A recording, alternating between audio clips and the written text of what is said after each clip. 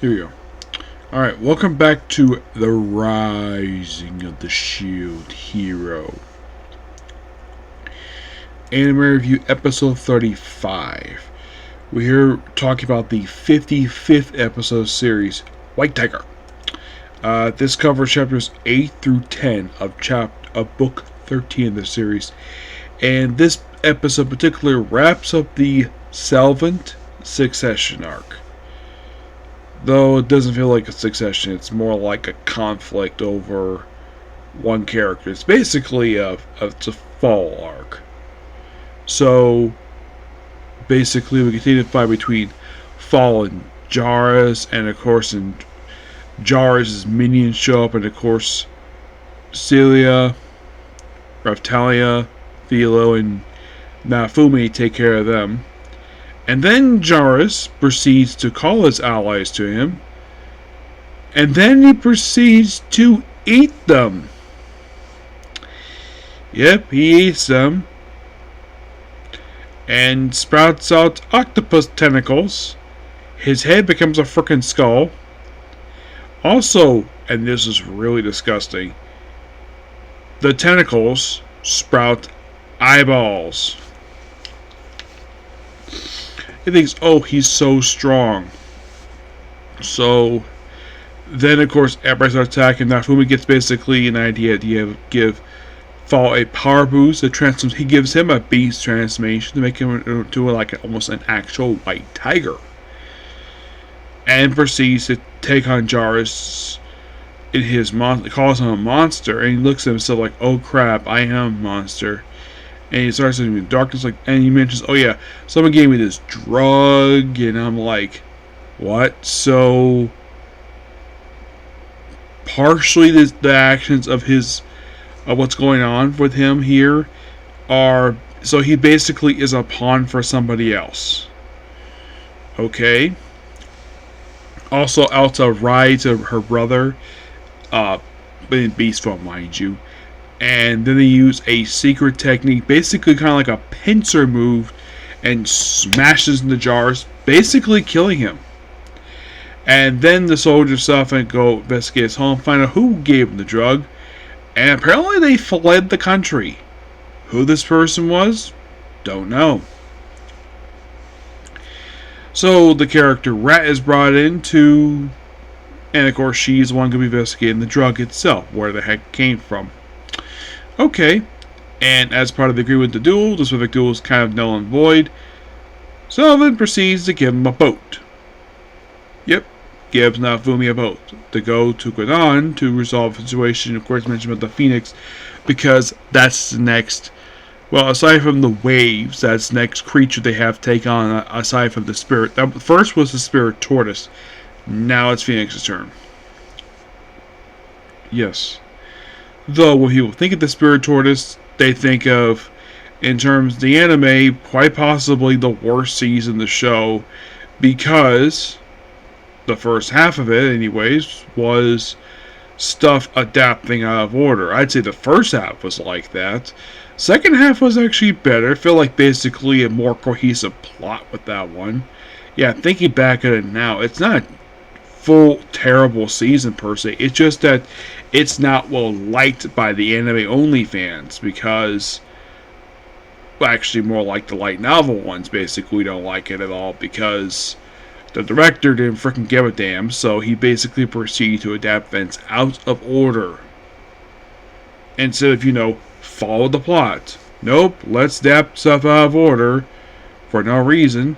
Though when I was rereading the books for season 2, I kind of felt as though basically that for the second half of the season, it was done.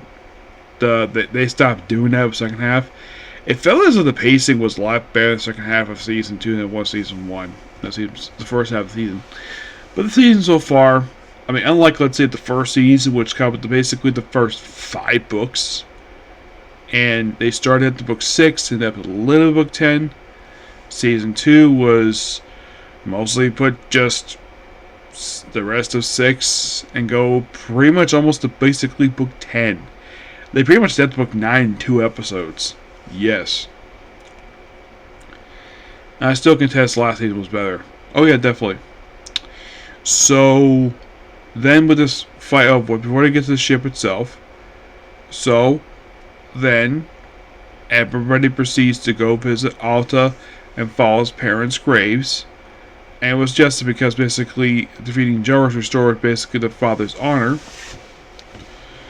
And basically I respect with the Tiger in innocence. Probably because Jaros basically was telling a bunch of lies because how much of a cowardly fighter he is. For someone who's a lion's supposed to mean basically courage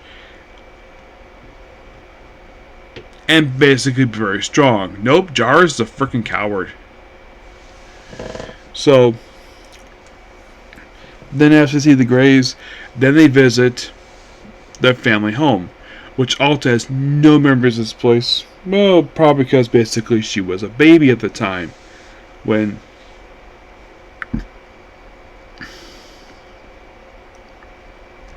yeah. Whatever. Apparently he pawned off some clothes, apparently some of the clothes brought back. And of course, now Fumi notes the fact that the place looks Chinese. I'm gonna take his word for it per se.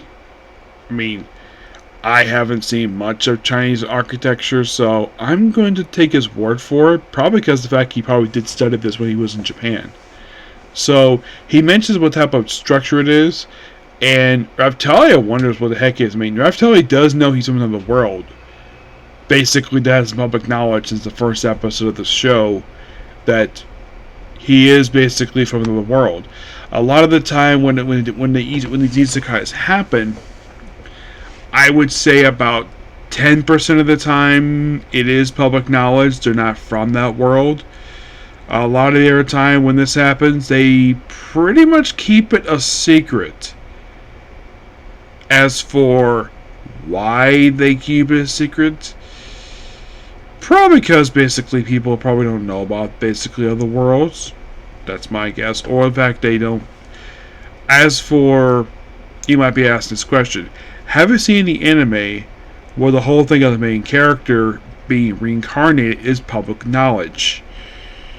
Not really. Very rarely that's like in the case of people knowing other characters are basically reincarnated. Some do, but not every single one per se. But in the case of this one, so then of course now Fumi cooks some food because apparently he's a damn good cook, and of course mix some maltos, the Meramec spices, made very sweet, and of course you have Alta try these great outfits, and Alta gets a new outfit this episode. Also, apparently, it was all of his beast transformation. Fall height increased, and he looks older too. Appearance-wise, he still looks the same, face-wise, but basically his height grew, or basically he's about the same height as Naofumi. Yes, same height. Then, pretty much, basically after spending time at home, apparently spending for 2 days. Oh, they have to leave because the ship is ready. And then it's decided, let's go back to the village to decide who is going with me to Quinnock. I'm sure probably Raftalia is going because I'm sure she's important. Shelia is probably going to go, obviously. Philo. I'm sure Alta and Fall are definitely going to go. They're basically going to demand it. Because, but it's not, even though it's isolation company, it's still, as who else is going? Not sure. Maybe they might bring... I don't know if they're bringing the heroes or not. I don't know. Here's the honest truth of the matter. Some of the other novels after Volume 13 I read a while ago. Like, basically about a couple years ago. So, I don't know if in fact, basically, if the heroes come along to the country. We'll find out basically as time goes on with this. Yeah. Oh, those of you curious, there was actually, I don't know if I brought this up at all when I discussed season 1 of the show. There was one episode that practically adapted half of a book in one episode. And it was a rushed episode. Anime News, if you want to curious though, when it comes to first season, what the heck was cut for the first season? Watch Anime News. he basically covers pretty much everything. I've been watching his videos the last few years. I really enjoy his content he does. His skip content. But mostly put in the case of this season per se, from what I can tell, they do a really good job with basically putting a lot of stuff in. Yeah. So, but not much else to say about the episode itself. So, that's pretty much it for this particular video. Please be sure to like, comment, subscribe to notifications. Also, with this very episode, the Salva suggestion is done, which means the very next episode is Heavenly Emperor. And if you're really curious, here's the thing. So, the Salva suggestion arc started episode 50. That's where it started. And in terms of light novel, if you're curious, it is the last 2 chapters of book 12 and the first 10 chapters and the prologue from book 13. The very next episode is the Heavenly Emperor arc, where it covers the rest of book 13 and it covers pretty much the entirety of book 14. So I do have this really good feeling that this season will probably cover just 13 and 14. Do I think it'll cover book 15? No, I don't think so, despite the fact that book 15 is pretty much one arc, the Hanu arc.